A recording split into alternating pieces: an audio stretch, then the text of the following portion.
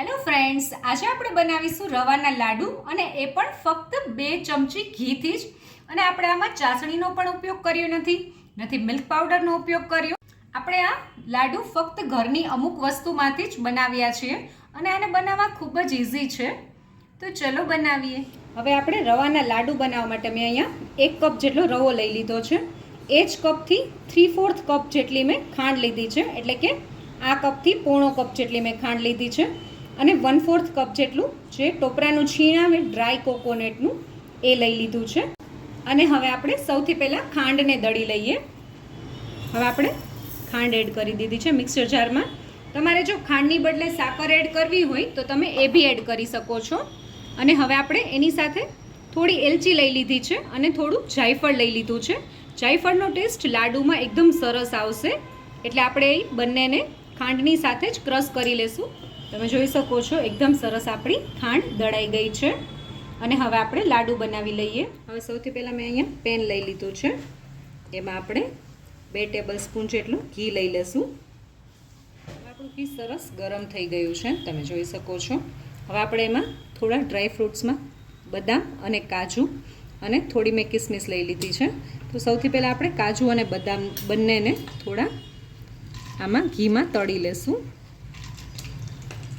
અને દ્રાક્ષ મને ઓછી ભાવે છે એટલે મેં થોડી કિસમિસ ઓછી લીધી છે. 1 થી 2 જ મિનિટમાં જ તમે જોઈ શકો છો કાજુ અને બદામનો સરસ કલર ચેન્જ થઈ ગયો છે. હવે આપણે થોડી કિસમિસ લીધી હતી એ બી આમાં એડ કરી દઈશું. આને તળાતા વાર નથી લાગતી. કિસમિસ જેવી થોડી ફૂલી જાય એવી આપણે બધા ડ્રાય ફ્રૂટ્સને કાઢી લેશું પેનમાંથી. જોઈ શકો છો આપણે ડ્રાય ફ્રૂટ્સ એકદમ સરસ રીતે રોસ્ટ થઈ ગયા છે.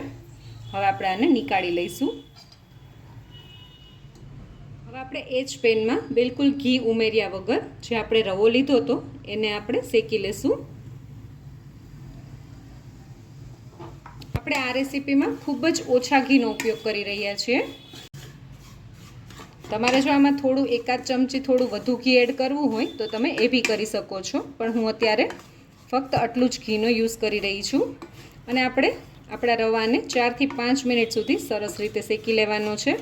અને આપણે બ્રાઉન નથી કરી લેવાનું. રવો શેકતી વખતે આપણે એને સતત હલાવ્યા જ કરવાનું છે, નહીંતર જો તમારું પાતળા તળિયાવાળું વાસણ હશે તો રવો ચીપકી જશે, કેમ કે આપણે આમાં ઓછા ઘીનો ઉપયોગ કરી રહ્યા છીએ. 4 થી 5 મિનિટ જેવો સમય થઈ ગયો છે અને તમે જોઈ શકો છો આપણો રવો એકદમ સરસ શેકાઈ ગયો છે અને એના દાણે દાણા જાણે છૂટા થઈ ગયા હોય એવા લાગે છે.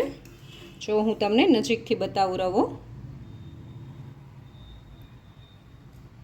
અને હવે આપણે આ સમયે જે આપણે ટોપરાનું છીણ લીધું હતું એ એડ કરી દઈશું.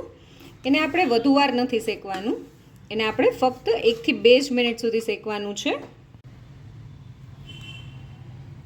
ટોપરાના છીણમાં પોતાનું જ તેલ હોય છે, એટલે એ થોડુંક મોઇસ્ચરવાળું હોય છે, એટલે આપણે એને થોડુંક શેકી લેશું.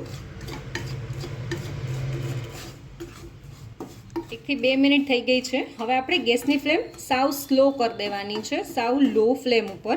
આપણે જે ખાંડને દળીને રાખી છે એ આપણે એડ કરી દઈશું. અને આપણે હવે 1 જ મિનિટ સુધી ગેસની ફ્લેમ ચાલુ રાખશું, નહીંતર આપણા જે લાડુ છે એ એકદમ કડક થઈ જશે. અને આપણે ખાંડ નાખીને થોડું હલાવી લેશું. હવે આપણે ખાંડની સાથે મલાઈ મેં લીધી છે, લગભગ 2 ટેબલ સ્પૂન જેટલી એ આપણે લઈ લેશું. એની જ સાથે મેં 2 ટેબલ સ્પૂન જેટલું દૂધ લઈ લીધું છે. અને હવે હું આ સમયે ગેસની ફ્લેમ બંધ કરી દઈશ અને બધું સરસ રીતે ચલાવી લઈશ. અત્યારે તમને આપણું મિશ્રણ થોડું લિક્વિડી લાગશે. રેસ્ટ આપશું તો આપણું મિશ્રણ એકદમ સરસ બાઇન્ડિંગવાળું થઈ જશે. એના એકદમ સરસ લાડુ બંધાવા મળશે એવું થઈ જશે. તમે જોઈ શકો છો એકદમ સરસ રીતે ખાંડ મેલ્ટ થઈ ગઈ છે. હવે લાસ્ટમાં આપણે જે ડ્રાય ફ્રૂટ્સને તળીને રાખ્યા હતા એ આમાં એડ કરી દઈશું અને બધું સરસ રીતે મિક્સ કરી લેશું. અને હવે આપણે મિશ્રણને થોડું હાથ અડાડાય ત્યાં સુધી આપણે એને ઠંડુ થવા દેશું, લગભગ 2 થી 3 મિનિટ સુધી. તમે જોઈ શકો છો આપણું લિક્વિડી જે હતું મિશ્રણ એ એકદમ સરસ થીક થઈ ગયું છે. અને હવે આપણે આમ થોડું લઈએ મિશ્રણને અને આમ લાડુ વાળીએ તો તમે જોઈ શકો છો એકદમ સરસ બાઇન્ડિંગ આવવા માંડ્યું છે. તો હવે આપણે આના લાડુ વાળી લઈએ. એક સરખા લાડુ કરવા માટે લાડુનું સરસ ચમચીથી માપ લઈ લેશું. આવી રીતે જે વધારાનું હોય એ કાઢી લેશું. આવી રીતે કરવાથી આપણા લાડુ એક સરખા થશે. અને હવે મિશ્રણને હાથમાં લઈ લેવાનું અને આવી રીતે આપણે લાડુનો શેપ આપી દેવાનો.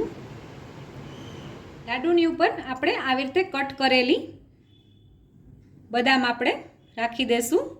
અને જો કદાચ એવું બી બને કે તમારું મિક્સર થોડુંક ઢીલું થઈ ગયું હોય તો તમે એને અડધી કલાક સુધી ફ્રીજમાં મૂકશો તો એનું એકદમ સરસ બાઇન્ડિંગ આવવા માંડશે. અને જો કદાચ કોઈ વાર એવું બી થાય કે તમારું મિક્સર થોડું કઠણ બી થઈ ગયું હોય તો તમે થોડું દૂધ અથવા તો થોડું ઘી એડ કરીને એને બેલેન્સ કરી શકો છો અને એને વાળી શકાય એવા ટેક્સચરમાં લઈ આવી શકો છો. હવે આપણે બાકીના લાડુ પણ આ જ રીતે તૈયાર કરી લઈશું. તો તૈયાર છે આપણા રવાના લાડુ. જો તમને મારો આ વિડીયો ગમ્યો હોય તો મારા વિડીયોને લાઈક કરજો, શેર કરજો અને મારી ચેનલ કુકિંગ વિથ ઉમા પુરોહિતને સબસ્ક્રાઈબ કરજો, જેથી કરીને આવા નવા વિડીયો હું તમારી સાથે શેર કરી શકું.